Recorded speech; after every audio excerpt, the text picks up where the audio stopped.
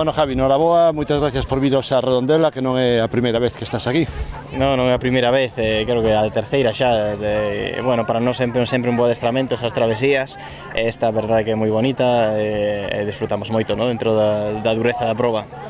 A dureza, como vemos, sempre na saída, na primeira parte parece que o mar non está tan bravo, pero é sair pola ponte, aí xa empeza a picar un pouco. Sí, incluso a primeira parte sí que había diferentes tramos. A primeira parte estaba un pouco rizado, logo cerca da ponte estaba plato totalmente e ao pasar a ponte pois volvía outra vez a estar un pouco máis complicado, máis incómodo de nadar, pero bueno, foi un día bonito para facer a travesía e creo que todos disfrutamos moito.